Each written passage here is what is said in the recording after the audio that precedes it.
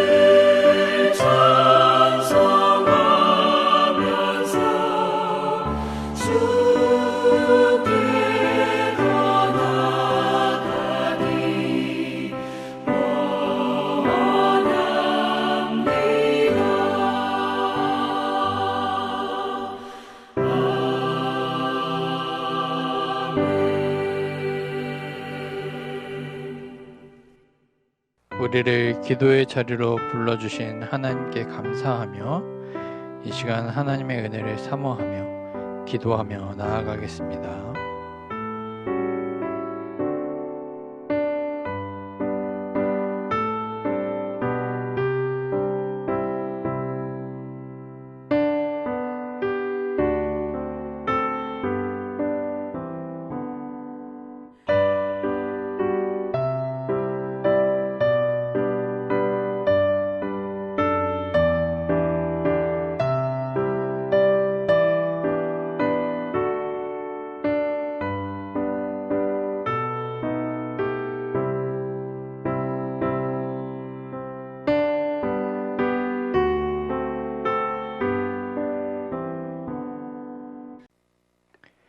예수님의 이름으로 기도합니다. 아멘. 오늘 하나님이 우리에게 주신 말씀은 하박국 1장 5절에서 11절까지 말씀입니다. 함께 말씀을 읽도록 하겠습니다. 여호와께서 이르시되 너희는 여러 나라를 보고 또 보고 놀라고 또 놀랄지어다. 너희의 생전에 내가 한 가지 일을 행할 것이라. 누가 너희에게 말할지라도 너희가 믿지 아니하리라. 보라, 내가 사납고 성급한 백성 곧 땅이 넓은 곳으로 다니며 자기의 소유가 아닌 거처들을 점령하는 갈대아 사람을 일으켰나니 그들은 두렵고 무서우며 당당함과 위엄이 자기들에게서 나오며 그들의 군마는 표범보다 빠르고 저녁 이리보다 사나우며 그들의 마병은 먼 곳에서부터 빨리 달려오는 마병이라. 마치 먹이를 움키려 하는 독수리의 나름과 같으니라. 그들은 다 강포를 행하러 오는데 앞을 향하여 나아가며 사람을 사로잡아 모으기를 모래같이 많이 할 것이요. 왕들을 멸시하며 방백을 조소하며 모든 견고한 성들을 비웃고 흉벽을 쌓아 그것을 점령할 것이라. 그들은 자기들의 힘을 자기들의 신으로 삼는 자들이라. 이에 바람같이 급히 몰아 지나치게 행하여 범죄하리라. 아멘. 예, 오늘 말씀은 하박국의 첫 번째 질문에 대한 하나님의 응답입니다. 하박국의 질문은 이거였죠. 하나님께서 택하시고 세우신 이스라엘에 이렇게 불의와 강포가 가득한데 하나님께서는 왜 수수방관하고만 계십니까? 그 질문에 대해 하나님께서는 앞으로 사납고 성급하고 탐욕적인 갈대아 사람들, 바벨론 나라를 일으켜서 이스라엘을 징계할 것이다 라고 이제 답변을 하십니다. 여기서 이스라엘을 징계한다 라고 하는 것은 히브리서 12장에도 보면 아버지가 자식을 징계한다는 말씀이 있지 않습니까?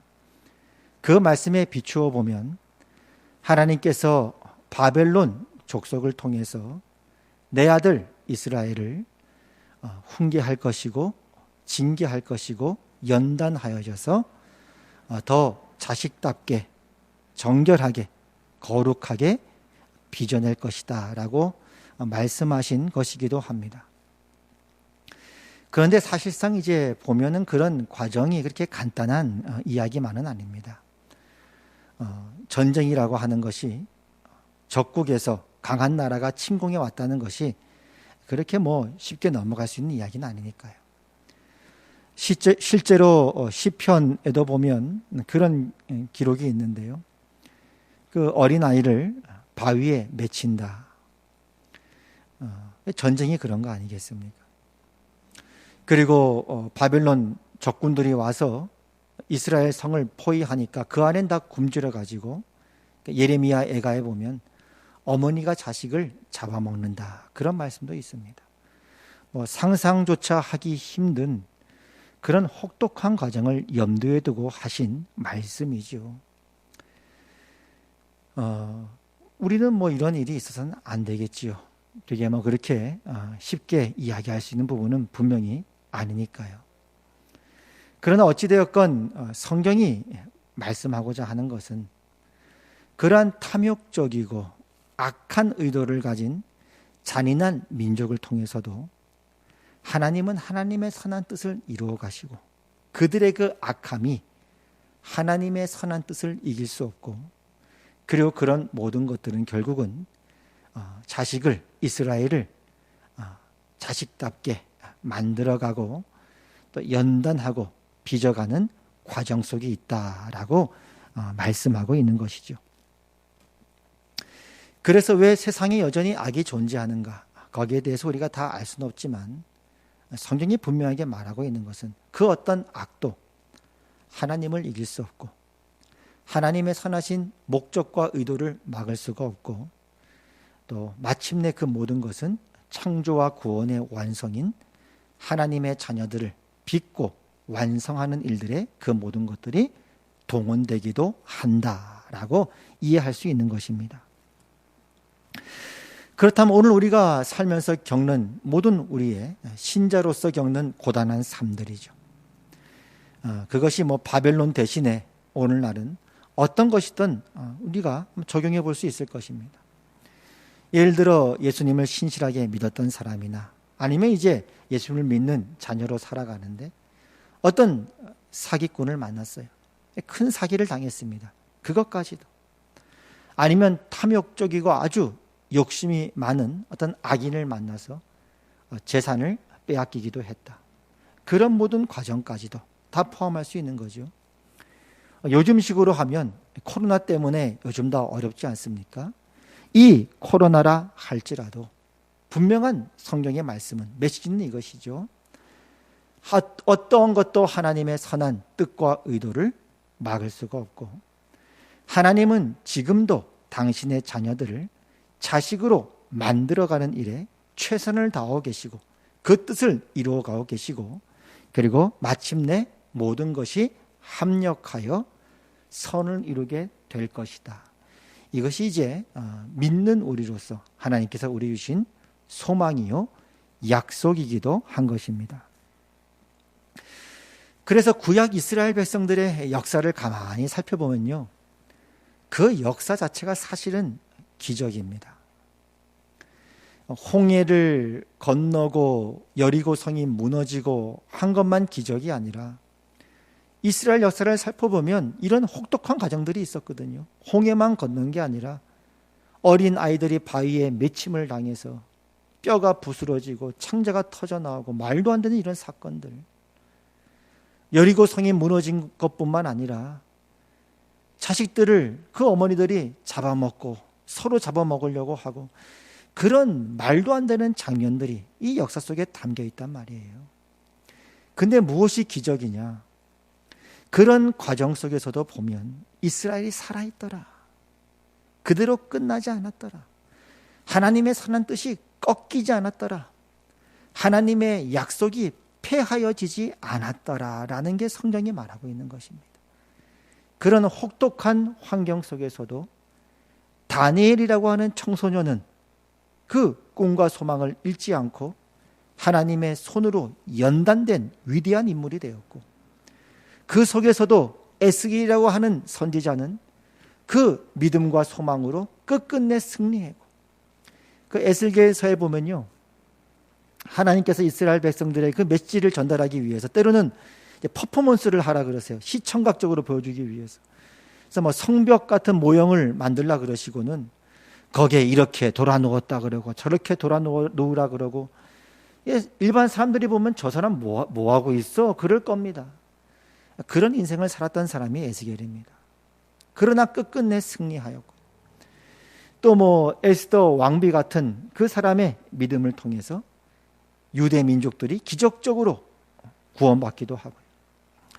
또 그 속에서도 에스라라고 하는 걸출한 인물이 탄생하게 되고, 그 다음 세대 계속해서 느헤미야가 그 시대를 잇게 되고, 그런 걸 보면 이스라엘 역사 자체가 그야말로 기적의 연속이요, 죽은 자가 살아난 것 같은, 말 그대로 마른 뼈가 살아난 것 같은 그런 기적의 역사들을 그들이 경험해 왔고, 지금까지도 하나님의 그 약속은 패하지 않은 채로 이스라엘 가운데, 또 믿는 우리 영적인 이스라엘 우리 백성들 가운데 이어져 오고 있다라는 걸 말씀하고 있는 거죠. 그래서 요한계시록에도 보면요, 이런 메시지가 있는데 우리가 좀 주목할 만한 메시지가 있습니다. 요한계시록도 보면 우리 인류가 지금까지 겪어왔던 일들과 앞으로 겪을 일들에 대해서 예언하지 않습니까? 동일한 혹독한 과정들이죠. 전쟁은 여전히 계속되고요. 세계 제1차 세계대전부터는 그는 처참한 사륙전이 벌어졌죠. 현대전으로 가면 갈수록 더 전쟁은 무서워지고요. 기근이라든지 생태계 파괴라든지 질병이라든지 아무리 과학 문명이 발달한다 할지라도, 아무리 경제 수준이 올라간다 할지라도 그런 근본적인 문제만큼은 여전히 인류가 자유롭지 못하고 앞으로도 계속 이런 혹독한 과정을 우리는 반드시 겪게 될 것입니다. 그런데 그 속에서 그런 모든 우리가 이미 겪어왔고 또 겪게 될 그런 참 어려운 그런 고난의 시기들을 기록한 다음에 마지막 요한계시록 22장에 보면 이런 기록이 있습니다. 불의를 행하는 자는 그대로 불의를 행하고 더러운 자는 그대로 더럽고 의로운 자는 그대로 의를 행하고 거룩한 자는 그대로 거룩하게 하라. 보라, 내가 속히 오르니 내가 줄 상이 내게 있어 각 사람에게 그가 행한 대로 갚아 주리라. 그랬죠. 불의한 자는 그대로 불의해라. 그 사람은 전쟁 때도 불의한 사람이고 평화기에도 그 사람은 불의한 사람이고 환경이 좋을 때도 그 사람은 불의한 사람이고 생태계가 파괴돼도 그 사람은 불의한 사람이라는 거예요. 그러나 의로운 자는 의를 행하고 거룩한 자는 그대로 거룩하게 하라는 거예요. 의로운 자는 언제나 의롭다는 거예요. 마치 소금은 바닷물 속에 들어가도 소금이고 생선에게 뿌려줘도 소금이듯이 소금은 언제나 소금이다. 전쟁이 일어나도 의로운 사람은 의롭고 기근이 있어도 의로운 사람은 의롭고 부해져도 그 사람은 의로운 사람은 의롭다라고 말씀하는 것입니다. 오히려 의로운 자는 어떠한 환경과 연단과 고난의 과정이 온다 할지라도 어떠한 혹독한 환경이 올다 할지라도 다니엘처럼 에스겔처럼 그리고 에스라처럼 또 에스더처럼 그렇게 믿음의 사람으로 더욱더 연단되어져서 탄생하게 될 것이고 그리고 도리어 그런 혹독한 과정들이 그 사람이 진짜 의인인지 아니었는지를 드러내는 하나의 계기가 될 것이다 라고 말씀한 셈이 되어집니다. 그래서 우리가 내가 옛날에 교회 한 1000명 모였을 때는 내가 신앙이 좋았는데 지금은 한 100명 모여가지고 내가 신앙이 안 좋아, 없어졌어. 그건 신앙이 아니라는 거예요. 그건 1000명이 신앙이지 하나님이 신앙이 아니라는 거예요. 그런 일은 없다는 거예요. 내가 코로나 이전에 내가 신앙이 아주 좋았었는데 코로나 이후에는 내가 신앙이 없어졌어. 그런 신앙은 있을 수 없다는 것입니다. 만약 누가 그렇게 이야기를 한다면 참 천국에 가서는요, 우리가 손영원 목사님이나 주기철 목사님을 만나면 할 말이 없죠. 주기철 목사님은 그야말로 이제 참 손톱이나 발톱이다 송곳에 의해서 다 잘려나가지 않았습니까? 뽑혔죠. 손양원 목사님 같은 경우는 또 두 아들을 다 순교의 제물로 잃어버렸으니까요. 하나님께 드렸으니까요. 그분 앞에 가면 참 우리 모두가 다 부끄러울 것입니다. 하나님의 선하신 뜻은 어떤 경우라도 지금도 앞으로도 반드시 이루어지고 있는 것이고 어느 누구도 그 무엇도 그 뜻을 꺾을 것은 없습니다. 그 가운데서도 이스라엘을 향한 우리 교회를 향한 하나님의 약속은 신실하고 변함이 없고 저와 여러분들을 하나님은 정결하게 연단하고 계시고 마침내 어린 양 예수 그리스도의 신부로서 우리가 서는 그날까지 하나님은 다함없는 열심으로 우리 삶에 간섭하시고 우리 모두를 빚어 나가실 것입니다. 오늘 말씀은 이겁니다. 의로운 너희는 계속해서 의로워라.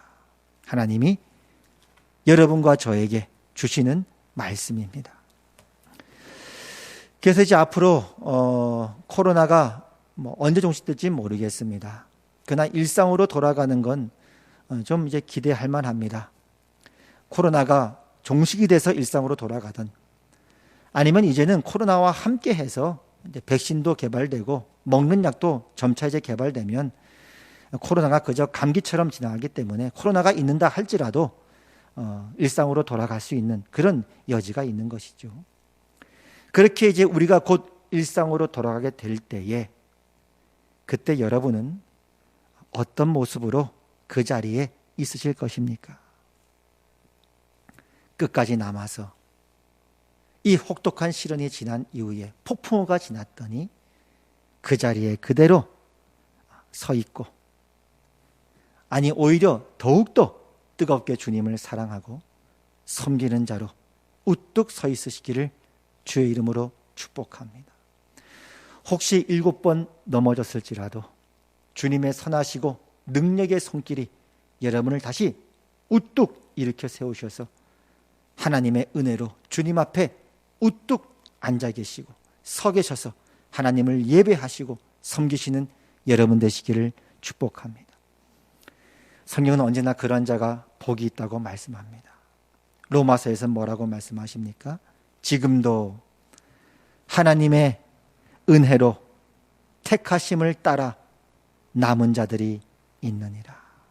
지금도 하나님의 은혜로 택하심을 따라 남은 자들이 있느니라. 바로 여러분을 두고 하신 말씀인 것입니다. 그렇다면 오늘 우리 이렇게 함께 기도드립시다. 하나님, 제가 앞으로 어떤 세상을 맞닥뜨리게 된다 할지라도 하나님의 은혜를 따라 택하심을 따라 남은 자가 되게 하여 주시옵고, 하나님의 그 귀한 신앙을 이어받아 더욱더 연단받아 열매 맺는 그런 인생으로 살아가게 해주시고 하나님께 큰 영광 올려드리는 인생과 삶 되게 하여 주시옵소서. 그렇게 여러분 자신과 우리 후손들을 놓고 우리 한 목소리로 기도하시기를 축복합니다. 우리 이 시간 한 목소리로 하나님 앞에 기도하겠습니다.